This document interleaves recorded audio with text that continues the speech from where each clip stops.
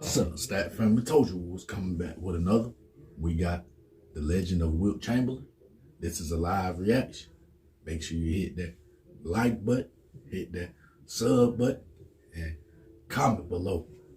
Let get it. Y'all already know it's live. Y'all know that. Shout out to them real legends. Them real legends. We ain't done with the 60s. We just getting started. We ain't done with the 70s. It's legendary. We ain't done with the 80s. It's a big classic.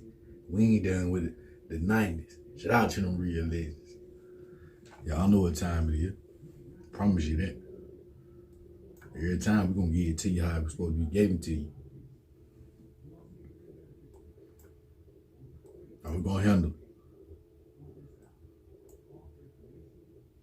I tell you what though, we just getting started.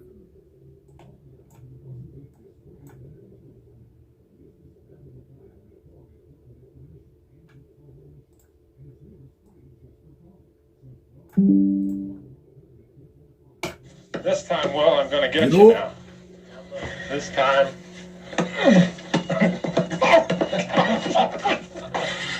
I guess I didn't get you. No, you had it. You had it. Next basket gets free dinner. All right, you guys better make sure y'all get this on camera. You said next basket free dinner.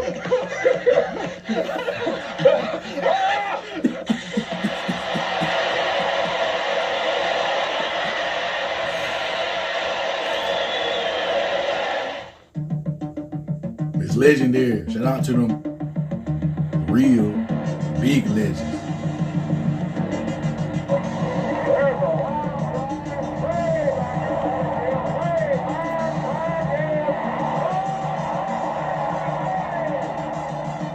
Putting the ball on play. He gets it out. Keep it. Havlicek steals.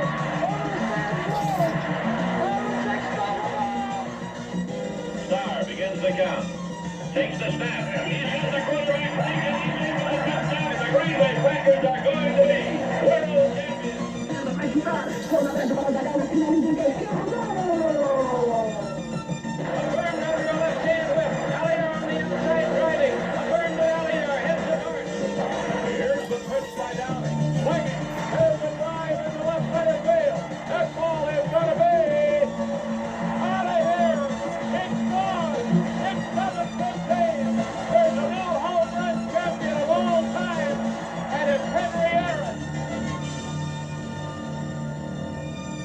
That was some legendary shit, I promise.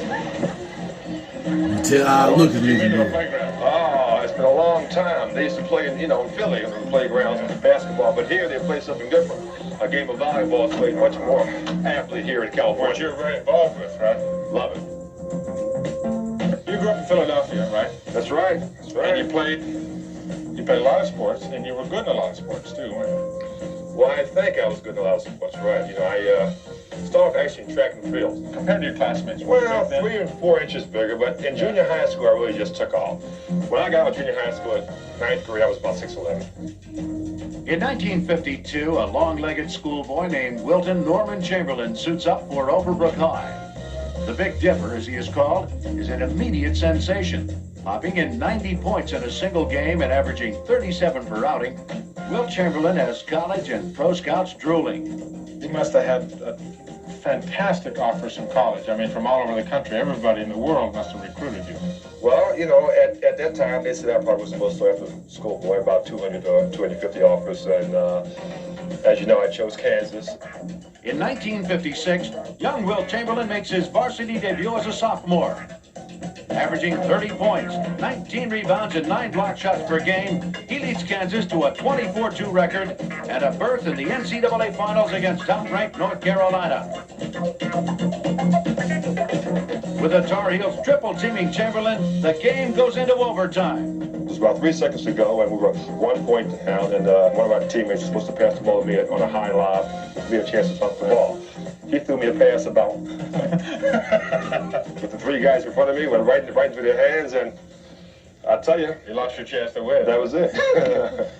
You left school your junior year, though. You didn't stay for your senior year. You left Kansas after your junior year. What made you make that decision? I had some offers which were kind of interesting time. There was a team out called the Harlem Clowns, which was composed of some ex-Globetrotter guys, Goose Tatum and Marcus Haynes, and they sent me a full-step copy of a check for $100,000, and were offering me $100,000 to play with Philadelphia for about 6 months. Now, $100,000 was unheard of money in those particular days. I mean, guys like yourself, y'all make that all the time. Hey, you know, $100,000, I would have jumped off the Empire State Building. You end up really playing for the Harlem Globetrotters. That's right. Actually, $65,000 a year or something. But $65,000 a year, and bonuses if they said that the houses had X amount of people. Right. So there I was counting the houses all the time. With their huge new attraction, the Harlem Globetrotters draw 20% more fans in 1958. While the Clown Princes of basketball show off around the world, 22-year-old Wilt Chamberlin learns to handle the ball. In the midst of the Trotter circus, Chamberlin plays the straight man, wowing millions and honing his skills for a budding pro career. I feel as though the Globetrotters actually helped me a lot more than people can ever realize. Even though they were sort of a team that was a clowning team, I didn't really clown. I played basketball. Well, in 1959, you moved to the NBA your rookie year, and you killed them, didn't you? Well, it was an interesting year time. It was interesting because I don't think most of the pros expected me to do exactly what I did. Even against the world's best players, Wilt Chamberlin is simply unstoppable. Big Dipper. The 7'1" dunk artist lifts his Philadelphia Warriors from last place to second. As a 23-year-old rookie, Chamberlin is named the league's most valuable player. In his third season, 25-year-old Wilt Chamberlin maintains an astonishing 50-point-per-game average. Then on March 2nd, 1962, against the New York Knicks, Chamberlin chases an unthinkable achievement. After 3 periods, the Dipper has 69 points, and the crowd is buzzing with excitement. Wilt Chamberlin has a shot at a 100-point game tonight. He's already broken his own record of 78 points in a game. He's scoring at will now. Dunk shot, good. Wilt has 98. Wilt needs one more hoop. He gets a pass, grabs it, and dunks it through. 100 points for Wilt Chamberlin. The most amazing one-man show in basketball history. I know it seems like a miracle number to a lot of the people, but I could have scored 100 a number of other times. But if I had a better day and had a better cause, I believe it would have been more important to me. But, you know, Tom, you take averaging 50 points a game. To me, that was phenomenal. Right. To go out on the court and say, hey, in order for me to hit my average, I have to score 50 tonight. And if I score anything under 50, then I'm really not doing what I'm supposed to be doing. One thing you did have trouble with, now I know, was free throws, but... Well, that's where I made my money, Tom. We're going to see if I can take some of that money back. All right, okay. I'm first up.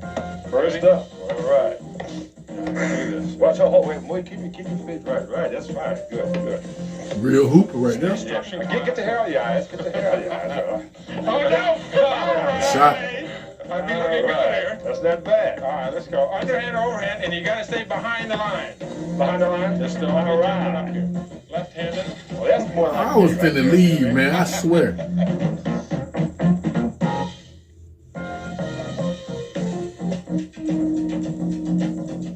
There were so many times that you got right to the end of the NBA playoffs and lost to the Boston Celtics. Well, it had to be very frustrating for you. Of course. I think it's really a tough position to be in when you can go all the way to, you know, like the finals and losing the last minute, the last seconds, and realize that, you know, a point or two was the difference. But for people who are watching, for people who remember, they only remember that you lost. From the start, Wilt Chamberlin's pro career is marred by near misses in playoff competition. Year after year, his teams come up short against the powerful Boston Celtics.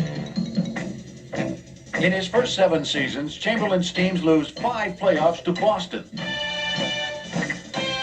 Although he is the NBA's top scorer and rebounder, Chamberlin is branded a loser by the press and is widely blamed for his team's repeated failures. When you lose to the same team, like Boston, and they have a great center like Russell, they tend sometimes to point fingers and say, hey, you know, well, you lost because he was better than you. Russell being, you know, the center there of the great Boston teams, and of course the media helped the player play it up and make it for what it was. Wilt Chamberlin versus Bill Russell. Through the 1960s, this duel stands out as the most intense personal rivalry in all of sport and contributes mightily to the growing interest in professional basketball. The 7'1" Chamberlin is a scoring machine.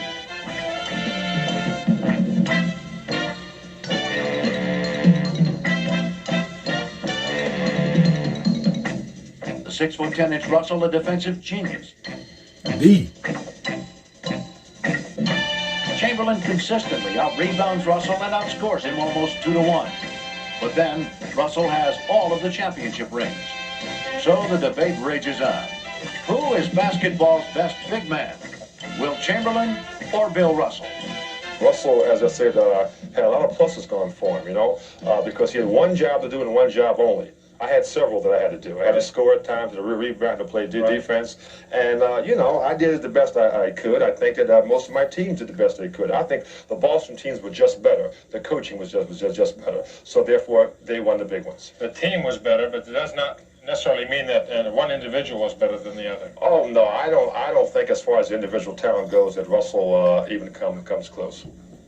Well, going to the 1966-67 season, you'd lost to the Celtics 5 times. But now, 1966-67, that season, you put together a tremendous team. Well, actually, you know, it takes a time for a team to mesh. You know, I believe we had just meshed. And with the addition of Alex Hannum as a coach, I think we had arrived. We had just some tremendous talent. In 1966-67, it appears the Philadelphia 76ers had finally found the winning combination. Ladies and gentlemen, the Philadelphia 76ers with head coach Alex Hannum. The starting lineup at guards, number 15, Hal Greer, number 24, Wally Jones. The forwards, number 25, Chet the Jet Walker, number 54, Luke Jackson, and at center, number 13, Wilt Chamberlin. Age 30, Wilt Chamberlin is determined to rid himself of that uncomfortable loser's tag. A stronger and more mature Chamberlin tries out the role of passer in his 8th NBA season and finds it much to his liking.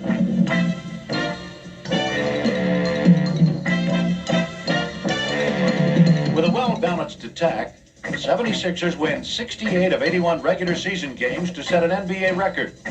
Still, the Sixers must beat the Boston Celtics in the playoffs or go home losers once more. Chamberlin backing in on Russell. Finger roll, no good. Battle for the rebound. Chamberlin gets it and lays it up and in. The tables have finally turned. The Sixers crush Boston in 5 games and earn the right to meet the San Francisco Warriors for the NBA crown. 6th game of the NBA Finals. The 76ers trying to nail down the title. Sixers with the ball here in the 4th quarter. Cunningham, jumper no good. Thurman gets the rebound, and here come the Warriors.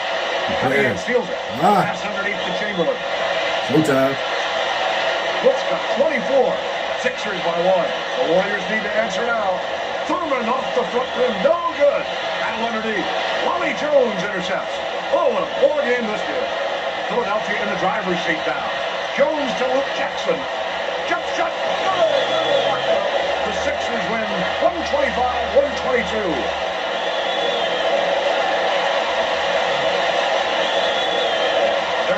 Chamberlin, and oh, is he ever happy.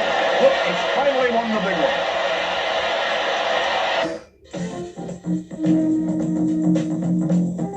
one. After getting close so many times, Will, to a championship, even in college and then the NBA, finally winning that world championship must have been a great feeling for you. Well, actually it was, you know, probably it took months for it to really sink in time, but once again, I must, really illuminate on the fact that we had such a great basketball team. The year after the championship in Philadelphia, breakdown between the front office and the players and the coaches and everything, you get traded to the Los Angeles Lakers, to what should be the all-time team ever. You get yourself, Jerry West, Elgin Baylor on the same team. Well, it should have been, maybe by some people's opinion. I don't think so, because it's right back to what we were talking before, Tom. Both of those guys are shooters. Right. The Lakers had skills. I mean, Jerry and Elgin carried the scoring load. And yourself, too. You were a great scorer. And I was a scorer then, But unfortunately for us, and it proved to be valid now, Elgin was on his way out. He was on his last legs. He'd given the crowds multitudes of great games, and he was just about through. Jerry had some years left. So really, it was just really Jerry and I as far as the superstar syndrome was concerned. But when you got past Jerry and I, we didn't have anybody else. 1969, at the end of the season, the playoffs, the second game, another dramatic confrontation. Wilt Chamberlain, Bill Russell. This time, Chamberlain with the Lakers, Russell with the Celtics. Seventh game. Here we go again. The 8th time Chamberlain and Russell have squared off in the playoffs. The Celtics lead by 15 as we start the fourth quarter in the LA Forum. Chamberlain wins the tap. Baylor gets it to Freddie Crawford. Layup. Celtics now trying to hang on. Havlicek jump shot, no good. Chamberlain gets the rebound and he calls timeout. The big guy is in pain. And Laker coach Butch von Wiedekau is going to have to take Chamberlain out of the game. I came out in the fourth quarter with a knee problem to have it iced up, and then when it was iced up, I felt like I could go back in. I asked to go back in the game, and Butch just thought maybe the center who was playing was doing a sufficient job. I think though Butch really wanted to see the Lakers win without. The Celtics lead by 3 with just under a minute to play. They can ice it with a basket here. Siegfried trapped in the right corner. Now, Hundo Havlicek in trouble. Ball pops to Nelson. Jumper bounces in. What a basket. The Celtics can just run out the clock now. Boston will win its 11th title in 13 years. And we're wondering what happened to Wilt Chamberlain. In that seventh game, Wilt, of the playoffs against the Celtics, Bill Russell, after the game, which turned out to be his last game, his final game in the NBA, said that the only way you could come out of that game was with a broken leg. And that did put a strain on the friendship that the two of you had, didn't it? I would say that we were very, very close friends, and that's why the comment was really something that really kind of got to me, and I looked forward to hearing it come from him some way. I mean, you know, it's not a misquote, you know, and so I thought maybe it was something that someone had misquoted Russell as saying. Later on, I found out it wasn't a misquote, and I felt as though Russell should explain it to me, which he never has, and we've never talked since.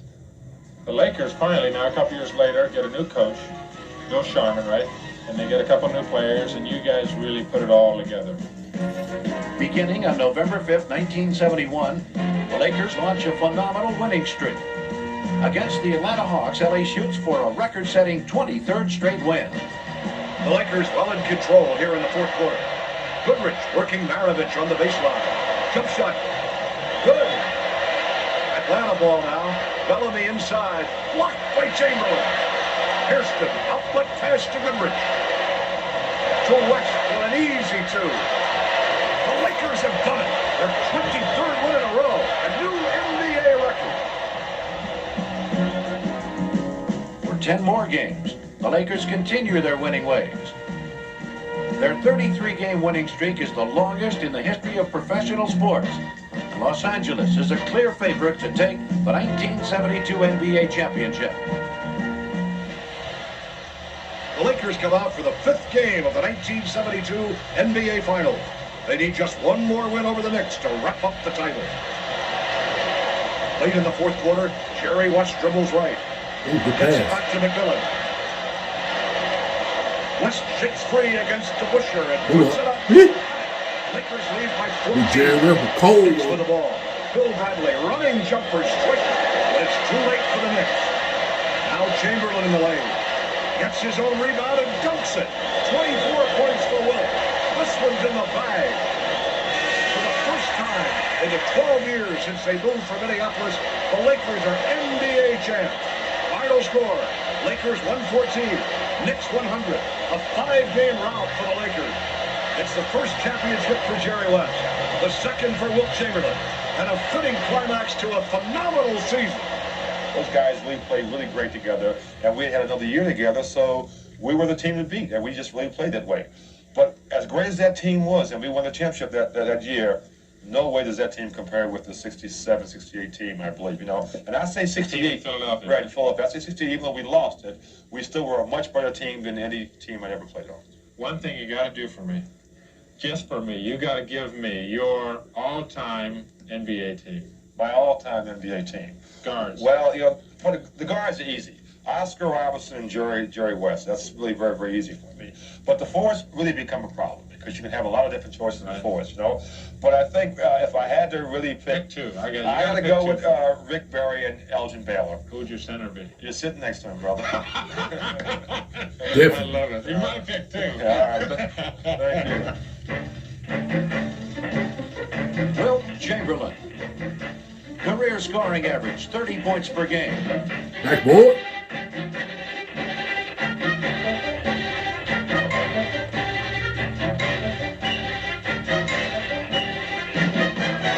NBA scoring champion 7 times.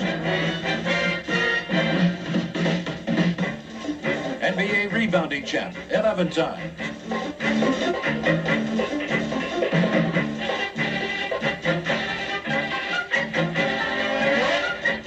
Wilt Chamberlin never fouled out of a single game.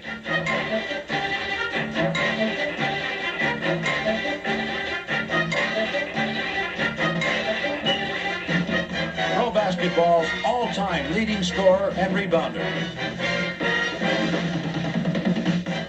Most valuable player 4 times.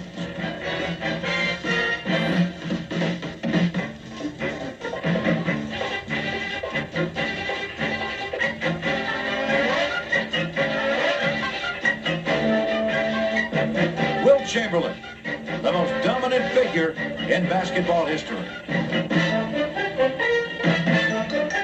Backboard.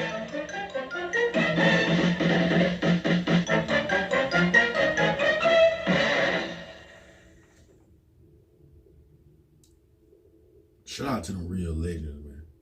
For real, it ain't even funny, man. They come from the real legends. The game today come from the real legends. That backboard, that shit come from the real legends, man. I promise you. It's legendary, man. We ain't gonna never disrespect them over here. Nah. It's legendary, man. Like, for real, it's not even funny. I just learned something new again. The dude Wilt Chamberlin never fouled out a game. How in the hell you done play all these games and you a big man that play in the post and never fouled out one time out of every game you done played?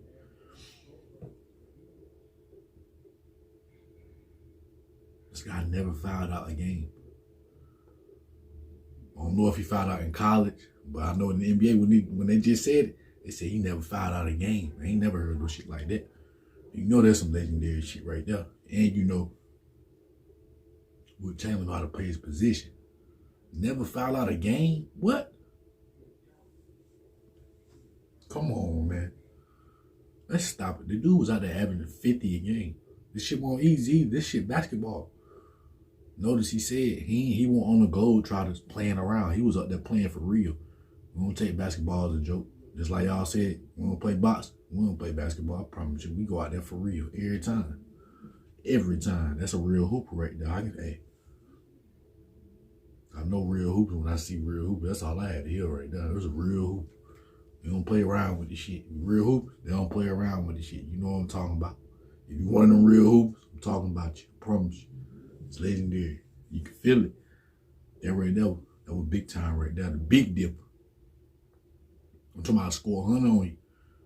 Big time. For real. I'm talking about the turnaround jumper. Y'all see him? Backboard. Come on, man. Same thing they do today. Big Dipper was doing it. Let's stop acting like that. New generation. Y'all need to learn something now. It's legendary. All that hollering. Y'all doing all that hollering and shit. Stop playing the game and go watch it. Go watch the real film. Shit like that'll give you chills, man. I promise you. Especially if you really do this. You don't really do it, and it's history shit, it ain't gonna hit you. It ain't gonna hit you how it's supposed to hit you. Shit historic, man. I'm talking about Big Dipper going with me. That's some real legends, man. Paid away. You think we're gonna get up here and play? Nah, man. We ain't done with the 60s. We ain't done with the 70s. We ain't done with the 80s. We ain't done with the 90s, man. Them real legends created the way. If it weren't for that backboard, it wouldn't be no backboard today. Them guys are really out there handling business. What Chamberlain say? I'm better than real. He said he was better than Bill Russell. I don't know I don't know about who better. I don't care who better. All I know is motherfucking real legends out there paid the way for the people today. That's all I know. That's why we came to the video. We don't give a damn who better. The people that was in that era, they know who better. I promise you. But we came to the video saluting real legends, man.